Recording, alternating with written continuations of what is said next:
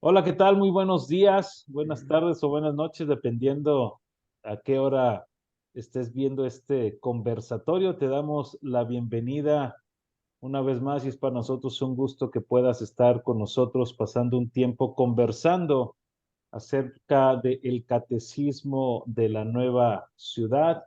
Mi nombre es Cristian Tucker, soy el pastor aquí en la iglesia Gracia Soberana en Durango y es para mí un gozo y un placer poder compartir una vez más un conversatorio con ustedes. ¿Qué Adel- tal? Me presento. Sé que somos conocidos, pero les recuerdo por ahí a los que tal vez nos están viendo o escuchando por primera vez. Mi nombre es Armando Ortiz, soy uno de los pastores de Familia de Fe acá en la ciudad de Monterrey y bueno, me siento muy contento por el invitado que tenemos el día de hoy. Hola, ¿qué tal? Mi nombre es Josué Lara, soy también de la ciudad de Monterrey. Estoy agradecido con la invitación por Cristian, por Armando, por invitarme a este conversatorio. Estoy en la ciudad de Monterrey y actualmente estamos en el proceso de plantar una iglesia y bueno, nos conocemos ya hace tiempo y es una bendición estar aquí con ustedes. Gracias y gracias Josué, bienvenido, gracias por dedicarnos este tiempo. Y haciendo memoria, últimamente hemos tenido puro regiomontano, no sé si así se les llame, pero los últimos tres conversatorios, bueno, no, la vez pasada tuvimos a Emanuel Emanuel. Ujú. de Michoacán, pero los últimos conversatorios ha sido gente de Monterrey, así que algo tiene Monterrey que está exportando buenos comentaristas en estos conversatorios. No, solo estamos de moda por lo de Tesla. Y algún día se dijo de nosotros que de esta ciudad fluía leche y miel, pero no Pero quedó ahí. hace muchos años ya. Sí, hace muchos años ya. Va. Pues el día de hoy vamos a estar conversando acerca de la pregunta número 8 del Catecismo de la Nueva Ciudad. La semana pasada comenzamos con las preguntas que tienen que ver acerca de la ley de Dios. La semana pasada vimos las exigencias de la ley de Dios. Y el día de hoy vamos a abordar entonces la pregunta número 8, la cual voy a dar cita textual, tanto la pregunta, la respuesta y el pasaje que nos comparte el Catecismo de la Nueva Ciudad para después de ahí poder desarrollar este conversatorio con nuestros amigos Josué y Armando. Y cito la pregunta. Pregunta número 8 del catecismo dice lo siguiente. ¿Cuál es la ley de Dios resumida en los 10 mandamientos? La respuesta. No tengas otros dioses además de mí. No te hagas ningún ídolo, ni nada semejante a lo de arriba en el cielo, ni a lo de abajo en la tierra, ni con lo que hay en las aguas debajo de la tierra. No te inclines delante de ellos ni los adores. No uses el nombre del Señor tu Dios en falso. Acuérdate del sábado para consagrar. Honra a tu padre y a tu madre. No mates. No cometas adulterio. No robes. No des falso testimonio. No codicies. Y el texto que el catecismo nos provee es Éxodo capítulo 20, versículo 3, que dice lo siguiente, no tengas otros dioses además de mí. Pues creo que la pregunta o la respuesta, mejor dicho, es algo que todos conocemos. Creo que desde pequeños, si algo nos enseñan nuestros padres, son dos cosas. Por un lado es el Padre Nuestro, que creo que son de las oraciones más famosas que todo mundo nos sabemos de memoria. Y por el otro lado, que a lo mejor no nos lo sabemos de memoria todos, pero hemos escuchado acerca de la importancia o de los 10 mandamientos, ¿verdad? El decálogo de Dios para el pueblo de Israel. Así que bueno, pues vamos a comenzar este conversatorio y vamos a comenzar contigo, Josué, si nos lo permites. ¿Cuál, ¿Cuál crees, José? Y nos gustaría que nos comentaras, ¿cuál es la importancia que tiene la ley de Dios expresada en estos 10 mandamientos, pero para el tiempo en el que fue dado, para el tiempo de Moisés, para el tiempo del pueblo de Israel, en la época en la que se dio. Por qué es tan importante o por qué se volvió tan relevante la ley de Dios para el tiempo de Moisés? ¿Qué es lo que Dios quería comunicar y todo lo que deriva la ley de Dios para el tiempo de Moisés? Ok, creo que tendríamos que mirar como el contexto en el que fue dada esta ley. Casi siempre cuando vamos a Éxodo 20, nos vamos directamente a los 10 mandamientos, porque nos han enseñado desde niños, nos han enseñado estas reglas, estos mandamientos, y, y probablemente cuando hablamos de ellos, siempre hay una perspectiva solamente de las reglas de Dios, lo que Dios quiere que hagamos, ¿no? Pero el decálogo no comienza ahí, el Éxodo no comienza con lo que nosotros hicimos, o con lo que nosotros debemos hacer, sino que comienza con lo que Dios hizo. Y el contexto de esta ley, justamente el versículo 1, dice, entonces habló todas estas palabras diciendo, yo soy el Señor tu Dios que te saqué de tierra de Egipto, de la casa de servidumbre. O sea, antes de que Dios comience a decir sus reglas o comience este decálogo, como lo hemos conocido, Él recuerda que Él fue el que rescató a aquel pueblo de Egipto, de la tierra de servidumbre. Y si recordamos, Éxodo comienza con un momento terrible. Aunque José había sido una persona muy prestigiada para ciertos gobernadores de Egipto, llegó un momento donde había un rey que no conocía, un faraón que no conocía nada de lo que hizo José y ya no tenían el estima al pueblo de Israel y comenzó a castigarlo, comenzó a hacerlo trabajar de más, comenzó a hacer un genocidio con los niños, después matarlos y ahí Dios levanta a Moisés. El pueblo clama a Dios, al Dios de sus padres para que los salve y Dios envía a Moisés para hacer esta labor. Después, si podemos hacer tu salto cuántico, cuando Moisés, Dios lo llama para libertar a su pueblo, lo que Dios le dice al faraón a través de Moisés es, deja salir a mi pueblo para que vaya al desierto y me adore. Entonces, el contexto de la ley o el contexto de Éxodo 20 tiene que ver con un plan de Dios de salvación para su pueblo. Entonces, es completamente lógico cuando lo leemos y cuando vemos las exigencias que pone la ley de Dios en ese tiempo para aquel pueblo, es completamente lógico si vemos el contexto. Ellos estaban siendo castigados, estaban matando a sus hijos, había un genocidio terrible y Dios los salva el propósito de salvarlos era para que pudieran ir al desierto a adorar a Dios. ¿Por qué? Porque obviamente en Egipto había un montón de dioses y había un montón de murero de toda idolatría y todo eso. Entonces Dios preserva un pueblo, Dios salva a su pueblo para que vaya al desierto y la adore. Entonces, si ese era el plan desde el principio, el decálogo es completamente entendible, natural y podríamos verlo más como un regalo de Dios, podríamos verlo como una protección de Dios para su pueblo, más que como simples reglas. O sea, con esto no quiere decir que no sean reglas, que no sean mandatos, pero no sencillamente eso, es la provisión del amor de Dios para un pueblo que Él eligió para salvar. Eh, entonces, mi respuesta a esta pregunta, ¿cuál es la importancia para aquel pueblo? Yo creo que les ayuda o les comunica a aquel pueblo la relación adecuada con un Dios de gracia. Mm, Y creo que en esto se engloba todo lo que va a decir. Y hay una frase que quiero usar porque creo que la voy a usar hasta el final, es, si Dios los salvó, si estaban por morir en Egipto y Dios los salvó, Dios puede pedir lo que quiera. wow. Y es una lógica sencilla. Si Ujú, Dios nos salvó, Él puede pedir lo que quiera. Si Dios salvó a aquel pueblo, perdón, todavía no llegamos a la hora, pero si Dios salvó a aquel pueblo, Él puede pedir lo que le plazca. Pero no solo mm, queda ahí, porque también tenemos un Dios lleno de misericordia, lleno de amor, y ese es su carácter también revelado en el libro de Éxodo, un Dios de ujú, gracia. Entonces, Dios puede pedir lo que quiera, pero también confiamos en que Dios es un Dios lleno de amor, lleno de misericordia. Entonces, cuando se unen estas dos cosas, es que podemos entender mejor la ley de Dios para su pueblo en aquel entonces. Y este pueblo en particular, creo que era testigo de la gracia de Dios, del amor de Dios y de la misericordia de Dios para ellos al salvarlos por gracia, sin haber cumplido ninguna ley, sin haber demostrado que eran obedientes o lo que sea.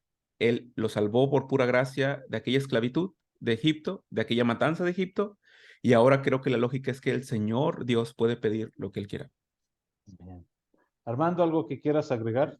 Pues en realidad quisiera que repitiera esa frase, Josué, porque me parece fascinante y tal vez sea lo que dirija el resto de la conversación. Es la ley,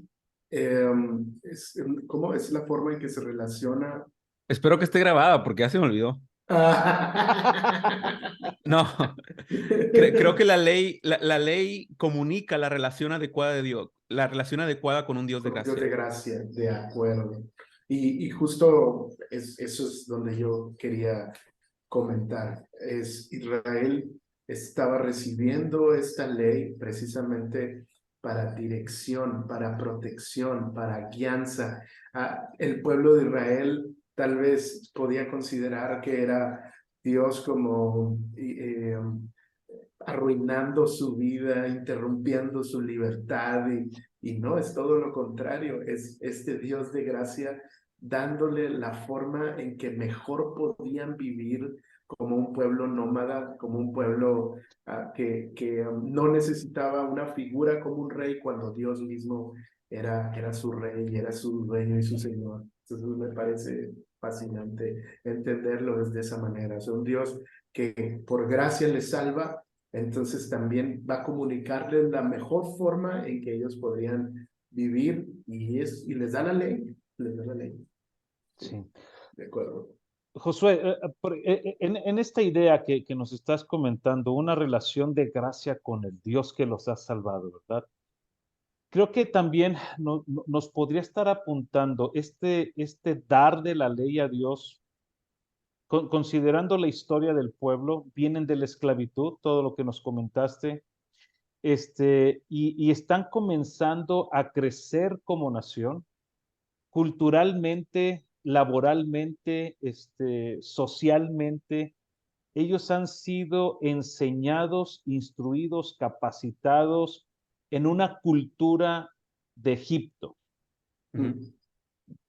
¿Cómo la ley de Dios viene también a traerle al pueblo de Israel no solamente cómo se relacionan con el Dios de gracia, sino cómo la ley de Dios comienza en esta nación que está en expansión, está en crecimiento, a traer orden social, judicial, político, familiar, educacional o no sé, o de educación. Cómo la ley de Dios trae un impacto también al pueblo de Israel en estas áreas. Yo creo que como lo mencionas es bien adecuado, es bien correcto. La forma en la que lo veo, tal vez teológicamente hablando, es que la ley es aún parte de la gracia de Dios, de la salvación de Dios para su pueblo. Es decir, Él los rescató geográficamente, los puso en otro lugar donde ya no eran esclavos, pero ahora también a través de la ley estaba Dios procurando la santidad en ellos, desfogarlos de todo aquello, de toda aquella cultura, de todo el pecado de todo lo que contaminado que pudieran haber estado de Egipto, ahora le está enseñando una nueva manera de vivir completamente. Entonces, creo que es por eso que la ley de Dios más adelante va a meterse en un montón de áreas, ¿no? O sea, va a meterse en un chorro de áreas culturales que a lo mejor para nosotros no tienen como lógica o no entendemos bien por qué algunas de ellas, pero Dios está haciendo un cambio radical en esas personas, en aquel pueblo. Está haciendo a través de su ley que sea un pueblo santo que se relacione adecuadamente con él. Y, y creo que si ellos estaban conscientes de que estaban matándolos en Egipto y que estaban siendo esclavos y que de ahí no iban a pasar a una siguiente generación, o sea, básicamente el plan para ellos era, no hay una nueva generación, se van a morir todos los hombres y ya no va a haber más hombres Ujú. israelitas. Entonces, cuando hay esa concepción de aquel pueblo, entienden que lo que sigue o lo que viene de adorar a Dios implica una nación diferente, una nueva nación. Entonces, creo que si seguimos hablando de aquel entonces, creo que nuevamente es natural que si estás cambiando en un ambiente, en un lugar, estás cambiando geográficamente de posición, y como le decía Armando hace un momento, donde Dios es el rey, ¿no? Hay nuevas reglas y hay un nuevo orden. Entonces, creo que en esa lógica es que todo lo que está dicho, diría yo, en todo el Pentateuco, son cosas en las que Dios está procurando seguir santificando a su pueblo y son una extensión de su salvación, totalmente. Excelente. Armando, ¿algo que quieras agregar? Estás en Estás mute. muteado, hermano. Perdón, no, me parece súper atinado lo que comenté. Eh, De Creo acuerdo. yo, entonces, para y para poder pasar a la siguiente pregunta, la ley de Dios, Josué, tan importante para el pueblo de Dios, cómo se volvió central, ¿verdad? Para el pueblo que vemos después de Moisés, la centralidad de la ley de Dios en Josué eh, para pasarlos al otro lado del Jordán, y vemos la centralidad de la ley cuando Moisés le dice, cuando hay un rey entre ustedes, ¿verdad? Que sea la ley la que sea central en su pensamiento, en su actuar, en sus decisiones, ¿verdad? Excelente, gracias, José. Armando, misma Dime. pregunta, misma pregunta que Josué, pero épocas diferentes. Ok. ¿Cuál es la importancia, si para el pueblo de Israel en aquel entonces y a lo largo de la historia, en los jueces, en los reyes, la ley de Dios fue algo que está presente? Y voy a tomar las palabras de Josué para que el pueblo de Dios aprendiera a tener una relación de gracia con su Dios. ¿Qué importancia entonces ahora tiene la ley de Dios expresada en los 10 mandamientos, pero para nuestra época, para las personas del siglo XXI en el que nos encontramos? Pero creo yo que la introducción que hace Josué me sirve demasiado a mí. ¿Por qué? Porque nosotros estamos relacionándonos exactamente igual con un Dios de gracia. O sea, en ese sentido, la ley de Dios tiene la misma importancia. Tal vez los propósitos de la ley cambian en los pactos, sin embargo, la relevancia sigue siendo exactamente la misma para el día de hoy como creyentes en Jesucristo. ¿Qué sucede? Que nosotros también no fuimos salvados por cumplir la ley. Así como Israel fue salvado por gracia de la esclavitud de Egipto y después le fue dada la ley, de la misma manera, los creyentes en Jesucristo somos salvados por gracia a través de la fe. Ninguno de nosotros, ningún cristiano serio, creería que él ha sido salvado porque ha cumplido con la ley. Todo lo contrario, por la incapacidad y debido al pecado que tenemos en el corazón, consideramos que no queremos cumplir con la ley de Dios. Por lo tanto, la única forma en que Dios podía salvarnos era extendiendo su mano de gracia, de amor y de misericordia, y lo hizo en la persona de Jesucristo. Ahora nosotros tenemos esa misma ley, una ley vigente, una ley que el apóstol Pablo les enseña y les dice, el mandamiento no es malo, no tiene nada de malo, el mandamiento la ley es justa, la ley es amor. De hecho, le llaman la ley de la libertad o la ley del amor en el Nuevo Testamento, entendiendo que es el carácter de Dios revelado en esos mandamientos, y por lo tanto como creyentes debemos apreciarla, debemos amarla, debemos desear cumplirla, pero desde la perspectiva de un pacto distinto.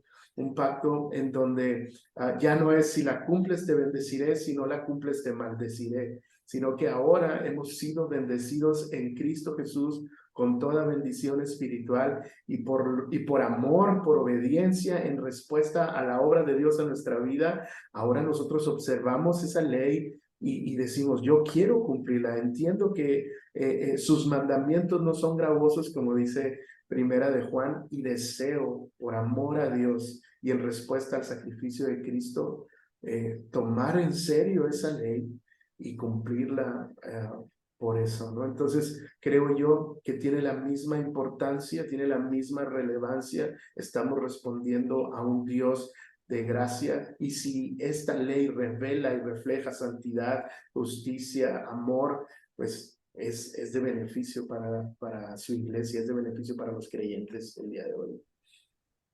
Josué, ¿algo que quieras comentar, agregar? Creo que también la ley para nosotros, al leerla, al ver la historia, nos ayuda a ver cómo es que Dios actúa y recordar que Dios no cambia. Es absurdo la forma en la que en muchas ocasiones se escucha cuando se habla de Dios actualmente en algunas iglesias como si fueran dioses distintos. como si Dios estuviera muy enojado en el Antiguo Testamento, y ahora no está tan enojado, ahora, hoy se pone una playerita nada más y es buena onda y es amable con Es, todos. es que O sea, el Dios del Nuevo Testamento ya es un Dios cristiano. sí, es un Dios estadounidense, ¿no? Es un Dios regiomontano con sunita. Sí, sí, Este, es un Dios progre. y quiero citar una publicación que vi en Facebook que me pareció súper peligrosa y más por lo mediático que es, pero porque de repente veo que gente cercana a mí la comparte. Pero alguien dijo, cuídate cuando en tu iglesia o denominación te digan en todos los aspectos de la vida lo que tienes que hacer y lo que está prohibido. Y a ver, yo estoy de acuerdo que hay legalismo en las iglesias, no estoy diciendo que no, lo hay, y si hablamos de esos casos particulares, estoy de acuerdo, hay que tener cuidado, pero es absurdo al no ver la evidencia del Antiguo Testamento y no ver la evidencia de Éxodo 20, que Dios es un Dios de gracia, pero también es un Dios de reglas. Es absurdo, o sea, es absurdo por el lado que le quieras ver. Y es absurdo a tal grado que claro que actualmente hay cosas prohibidas, pero, pero es una lógica natural en toda la sociedad. Todas las sociedades tienen cosas prohibidas. No quisiéramos estar en una sociedad que no prohíbe cosas. ¿Por qué entonces creemos que en la iglesia, en el pueblo de Dios, no hay cosas prohibidas? Es absurdo, es una argumentación completamente absurda, pero nos encanta que en la iglesia y cuando hablemos de la espiritualidad y de nuestra relación con Dios, no haya reglas. Es absurdo Claro, porque aceptamos las reglas del gobierno, aceptamos las reglas de la escuela, aceptamos las reglas de un jefe en el trabajo, y ¿por qué no aceptamos las reglas de un Dios de gracia? Es sí. completamente absurdo. Entonces, creo que cuando volteamos hacia atrás y vemos los 10 mandamientos para nuestra época, al menos nos sirven como un testimonio firme de cómo es Dios y cómo actúa Dios. Ujú. Es eso, o sea, no podemos darle vuelta a la hoja, no podemos cambiar eso, está en la palabra misma, está en la ley misma, y creo que por eso en toda la palabra del Nuevo Testamento, Antiguo Testamento, Josué mismo lo mencionaba hace un momento, Dios le dijo, fíjate de cumplir todo lo que está aquí, o sea, mantente enfocado en la ley de Dios, mantente enfocado en la palabra de Dios. El Salmo 19 dice, el que mira atentamente la perfecta ley de Dios, porque muchas veces no la queremos mirar porque lo que dice no nos gusta. Y debido a eso es que, a lo mejor voy a brincar, pero tomamos el nombre de Dios en mano, hablando de Dios, pero hablando de otro Dios. Ujú.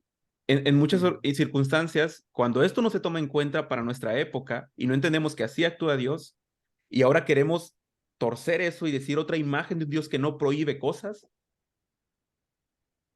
no sé, como que mi idea más noble para ellos es llamarlos al arrepentimiento, pero la segunda es invéntate otra religión. No hables del Dios de la Biblia. Y no sé si se han fijado, pero en esta misma posmodernidad de la iglesia, la gente piensa que Jesús era como que muy cool en ese sentido. Entonces muchos dicen, ¿por qué no? ¿Por qué no podemos ser como Jesús? En la iglesia no podemos ser como Jesús. O dicen cosas como, es que a mí Jesús sí me gusta, pero la iglesia no, porque Jesús no ponía estas reglas, Jesús solo hablaba del amor. Y yo es como que, ven, nunca has leído los evangelios, ¿verdad? O sea, no puede ser que no puedan ver las reprensiones de Cristo, no puede ser que incluso Cristo no solo habló de la ley, cumplió la ley, sino que subió el estándar de la ley. O sea, Cristo ya no fue al conductualismo, sino que Cristo lo subió hasta al corazón, todavía estaba el estándar más alto. Y es como que en realidad jamás has leído con seriedad los evangelios para decirme que Jesús no hablaba acerca de reglas, de prohibiciones, de juicio. O sea, por Dios. Y considerando sus dos argumentos que ahorita nos están dando, ¿podrían ustedes pensar entonces, o podríamos pensar que esto se ha debido a una distorsión en nuestros corazones y en la mente acerca del Dios de la gracia? O sea, hemos llegado a distorsionar al Dios de la gracia para afirmar y agarrarnos de decir, dijo ahorita Armando, una palabra que a lo mejor le vamos a pedir que si la vuelve a usar nos les explique para nuestra audiencia, un posmodernismo en la iglesia, ¿verdad? Donde queremos vivir en este hedonismo personal, donde queremos cumplir nuestros deseos, nuestras satisfacciones, nuestra felicidad, que cuando volteamos a ver las prohibiciones de Dios, decimos, este es el Dios del Antiguo Testamento. Este no es el Dios del que yo estoy enamorado, porque el Dios del que yo estoy enamorado, dijo Armando, es cool, es amor, es paz. ¿Hasta dónde se ha distorsionado el Dios de la gracia en los 10 mandamientos? Yo creo que los 10 mandamientos, eh, a mí me encantaría posiblemente escuchar la opinión de muchos influencers actuales que los lean textualmente y que me den su opinión sobre eso, porque en un Dios de la gracia no caben las reglas, actualmente. O sea, actualmente la gracia, eh, se habla tanto de ella sin el tema de las reglas. El tema es que no podemos asimilar la gracia apropiadamente si no es porque entendemos nuestro pecado principalmente y si no es porque entendemos que es un Dios justo y verdadero y lleno de gracia y lleno de verdad, si es un Dios santo. Son ambas cosas. O sea, creo que en el libro de los Hechos, cuando vemos a los apóstoles en los primeros capítulos, a Pedro predicando, nos damos cuenta que había un profundo arrepentimiento y una profunda culpabilidad en las personas y después viene el arrepentimiento. Y creo que la forma en la que hoy se distorsiona esa verdad es hablando tanto de un Dios de gracia que no te preocupes, no tienes que sentirte culpable. ¿Sí me entender? Sí. Y en el libro de Hechos vemos que los apóstoles predicaban dando el espacio para que te sintieras culpable. O sea, está bien, ¿te sientes culpable? Está bien, disfrútalo, mastícalo bien. ¿Estás listo? Viene la siguiente parte. No explico ninguna condenación es porque está en Cristo. Arrepiéntanse y bautícense. Pero creo que la forma en la que se ha distorsionado esta gracia es, no cumpliste con nada, pero no te preocupes porque ya vino Cristo, murió por ti y ya todo está bien. Es como cuando te saliste de la casa, dejaste la estufa prendida, no te diste cuenta nunca y después llega tu esposa y te dice, oye, dejaste la estufa prendida, pero no te preocupes, ya la apagué yo. Ay, qué bueno, ya la apagaste. ¿Sí me explico? Es como, te pasó de noche el arrepentimiento, te pasó de noche este sentimiento de culpabilidad que sí nos demanda nuestro pecado. Entonces la gracia como se explica ahora, se brinca todas esas cosas y nunca vemos a un pueblo agradecido realmente por lo que fue salvado. Vemos un pueblo solamente cantando a una gracia que nunca la ha entendido ni asimilado en su vida. Bien. De hecho, pienso que hasta nuestra forma de evangelizar o de predicar el evangelio ha sido tan afectada que no sé si les tocó, pero desde los finales de los 80, 90, el evangelismo fue Dios te ama y tiene un plan para tu vida. Y era como esta idea de, pues sí, o sea, no demanda pecado, no demanda arrepentimiento, solo demanda que reconozcas el amor de Dios e incluso están frases como que Dios te ama tanto que Él vino a morir por ti. Y es todo lo contrario, es precisamente porque alguien tenía que pagar por el pecado que has cometido. Dios mismo tuvo que entregar su vida, o sea, hasta distorsionan el significado del sacrificio de Cristo para direccionarlo solo al amor individualista, ¿no? Y sí, el librarte de ese sentimiento de culpa o de pecado que en realidad demanda el Evangelio, ¿no? Sí. Ok. Y finalmente, Cristian, perdón. Adelante. Termina. No, como que solamente para cerrar, finalmente esto, al menos a mí me enardece mucho, no porque yo sea libre de pecado, libre de culpa, o porque yo no lidie con el pecado, sino me enardece mucho porque finalmente alejan a las personas de la salvación en Cristo, alejan a las personas del verdadero evangelio, alejan a las personas de una verdadera comunión con personas pecadoras salvadas. Y creo que eso es terrible, eso es terrible. Es que creo que en estos tiempos nos incomoda que nos hablen acerca de nuestro pecado. Creo que nos incomoda, no nos gusta. Josué, sobre la misma línea de pensamiento de los 10 mandamientos, Se ha dicho que los primeros 4 mandamientos, ¿verdad?, están relacionados con la persona de Dios. Ah, ¿Por qué se dice esto? Por qué se menciona que los primeros 4 tienen una relación directa con Dios?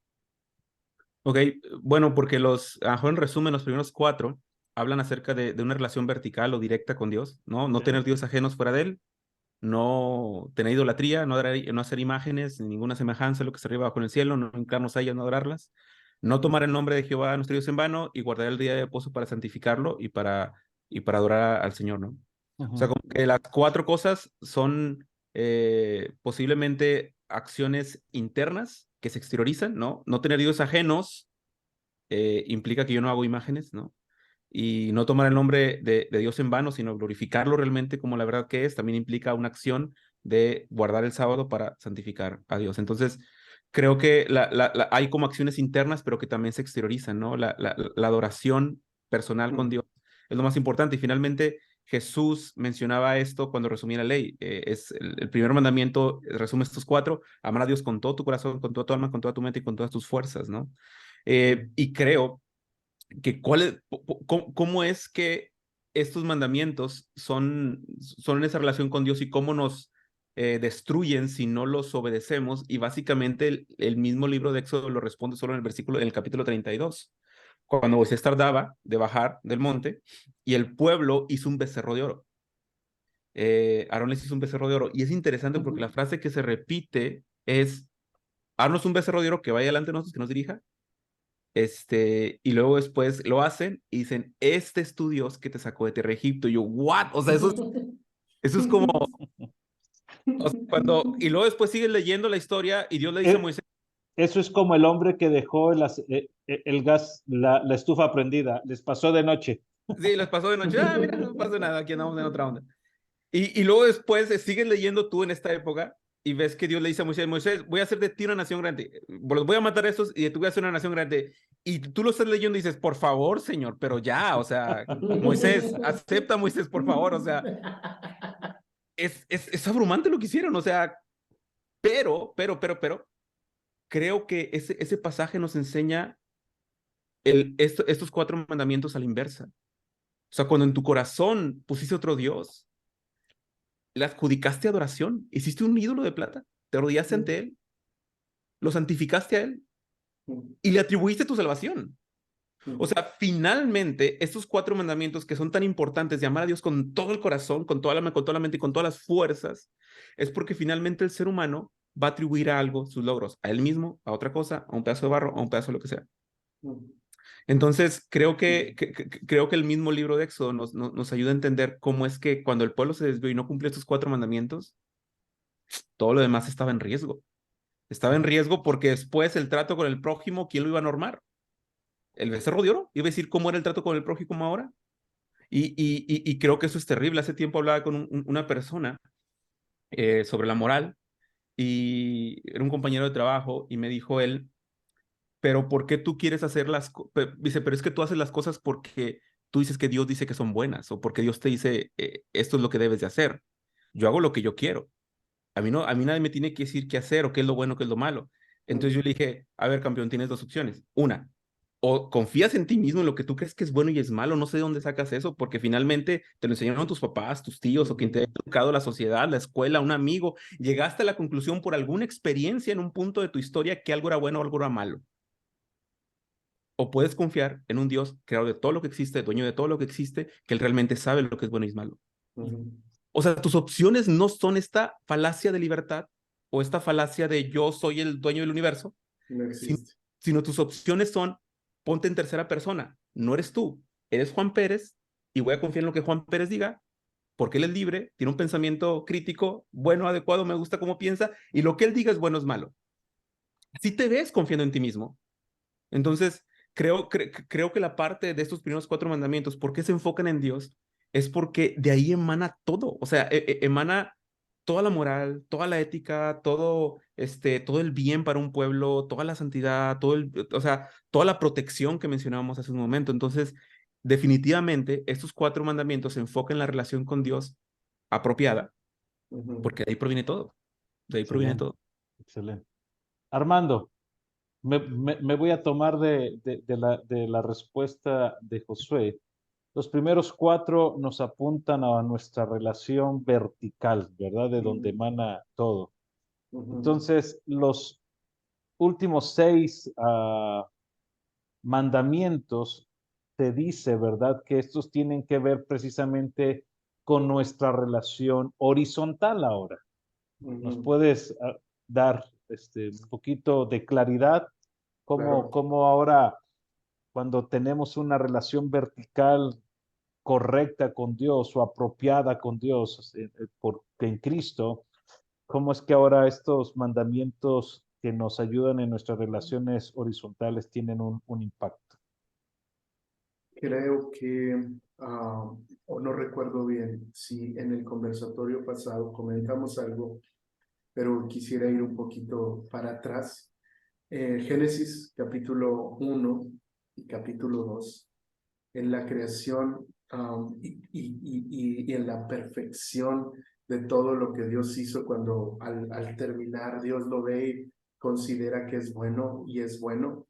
Y efectivamente Adán tenía una relación perfecta con Dios. eh, y esta relación vertical no se veía afectada por el pecado, por el egoísmo, por nada. De la misma manera, en esa perfección de la creación, las relaciones horizontales eran perfectas. Cuando Adán ve a Eva, dice, esta es la mujer que tú me has dado, Señor, y estaba muy contento por ello, pero ¿qué es lo primero que sucede en la caída? Génesis capítulo 3, después de que Eva es seducida, cede ante la tentación, Adán de la misma manera, y lo primero que sucede es que Adán se esconde de Dios, o sea, la relación vertical estaba ya dañada, pero después Dios confronta a Adán y le dice, ¿qué pasó? Y lo primero que hace Adán es echarle la culpa a Eva, la mujer que me diste. Y en ese momento vemos otra de las consecuencias del pecado. No solo la relación vertical con Dios se había destruido, sino que ahora la relación horizontal también se había dañado. Y a partir de ese momento, todas las relaciones interpersonales han sido completamente dañadas debido al pecado. De hecho, nos cuenta la historia del primer asesinato entre dos hermanos. No podía ser distinto debido al pecado. Por lo tanto, la ley viene y de alguna manera quiere darnos la guía, las formas en que debemos relacionarnos horizontalmente para poder frenar la maldad de nuestro corazón, para poder restaurar cómo Dios deseaba que fueran las relaciones horizontales desde la creación. Entonces, todos estos mandamientos, los últimos seis, tienen que ver con cómo debemos dirigirnos, cómo deben ser nuestras relaciones interpersonales para que el Dios del universo pueda mantener a este mundo a través de las instituciones que Él ha diseñado, mantener la paz, el orden, la gracia común en el universo, ¿no? Excelente, gracias. Ah, vamos concluyendo este conversatorio. Tenemos una relación vertical con Dios, ¿verdad? A la cual somos llamados todos los hombres, o todos fuimos creados para poder relacionarnos con Dios. El pecado vino y complicó nuestra relación con Dios, vino y complicó nuestra relación entre nosotros. Cristo viene y comentaron ustedes, eleva la ley, ¿verdad? No solamente a una cuestión conductual, sino a una cuestión del corazón, del cual debe de ser transformado por completo.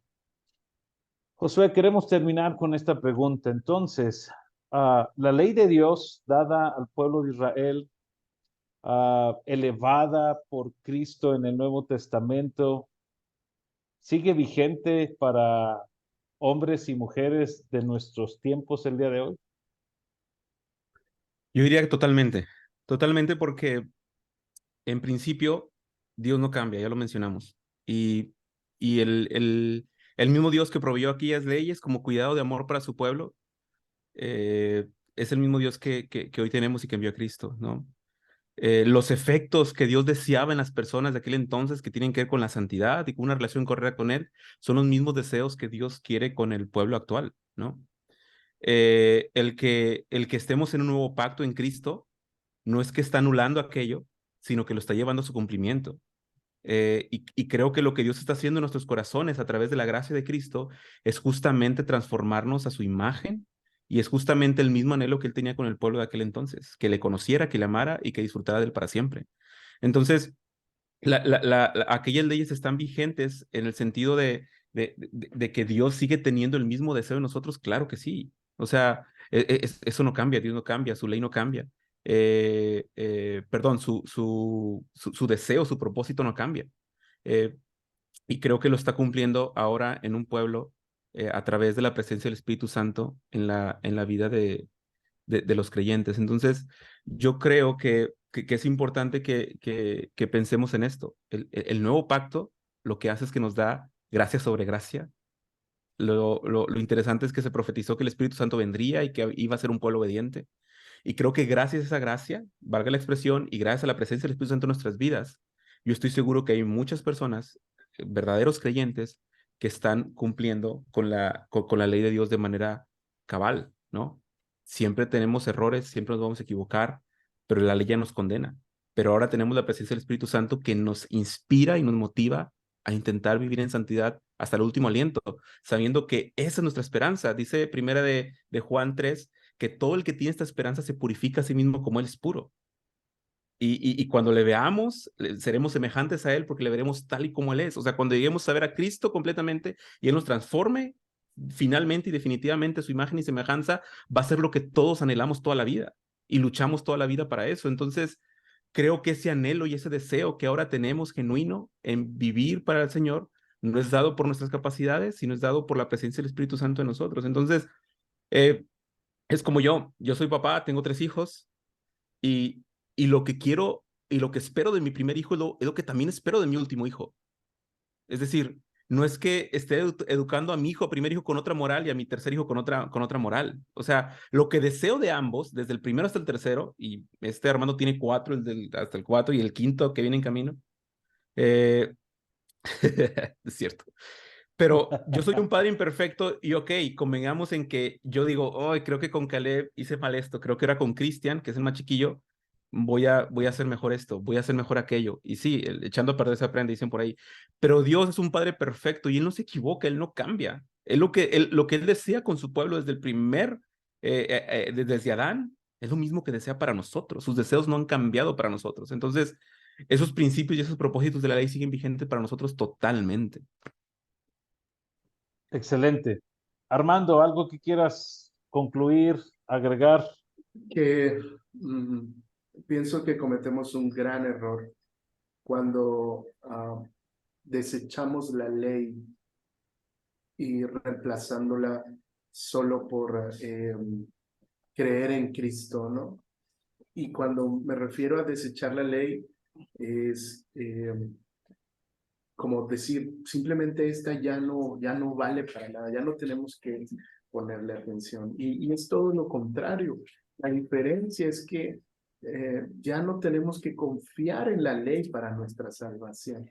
Ahora nuestra confianza está en Cristo, y porque nuestra confianza está en Cristo, creemos que su ley es necesaria para nuestra vida. Ponemos un ejemplo, siguiendo el mismo ejemplo de Josué. Al final nosotros les decimos o les damos reglas a nuestros hijos porque les amamos y porque deseamos lo mejor para ellos.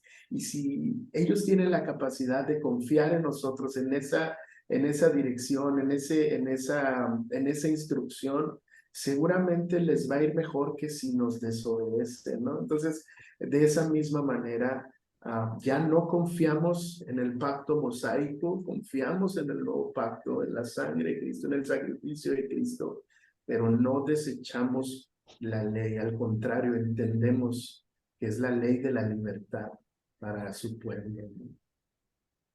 Amén.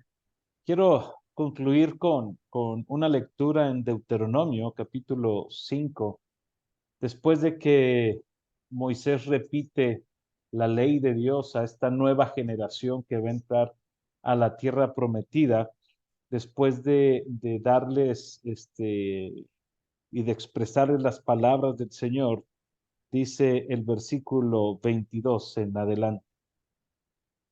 Estas palabras habló el Señor a toda la asamblea de ustedes en el monte, de en medio del fuego, de la nube y de las densas tinieblas, con una gran voz, y no añadió más. Y las escribió en 2 tablas de piedra y me las dio.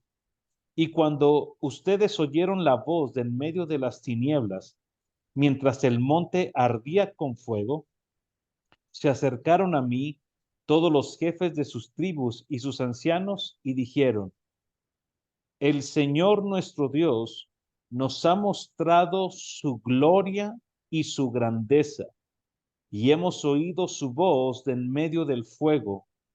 Hoy hemos visto que Dios habla con el hombre y que éste aún vive. Dios nos ha mostrado su gloria, su grandeza, hemos escuchado su voz y hemos visto que Dios habla con el hombre. Y esa fue la respuesta que estos hombres dieron después de haber escuchado 10 mandamientos y dijeron: wow, esta no es otra cosa más que la belleza, la gloria y la majestad del Dios que nos salvó de Egipto y que nos está llevando y nos llevará a una tierra prometida que fluye leche y miel, en donde Él será nuestro Dios, nosotros seremos su pueblo y viviremos bajo su gobierno. Así que es la misma ley que tenemos el día de hoy. Bien nos dijo Josué, Dios no ha cambiado en sus deseos de que seamos su pueblo, Él sea nuestro Dios y vivamos para su gloria, mientras lo disfrutamos, mientras lo amamos, mientras lo obedecemos y mientras lo conocemos. Muchísimas gracias, Josué, gracias Armando por su tiempo y gracias a todos por dedicarnos este tiempo para escuchar este conversatorio y rogamos al Señor que sea de edificación y de bendición para tu vida. Ten toda la libertad de compartirlo con tus amigos. Si tienes algún grupo de adolescentes, de jóvenes que estés viendo también el catecismo y pueda servir este conversatorio para profundizar sus conversaciones, ten toda la libertad de utilizarlo. Josué, muchísimas gracias, hermano. Gracias a ustedes por la invitación. Fue un placer estar aquí con ustedes. Armando, ya eres de casa también. Muchísimas gracias. Dios los bendiga. Qué gusto Dios les estar con bendiga. ustedes.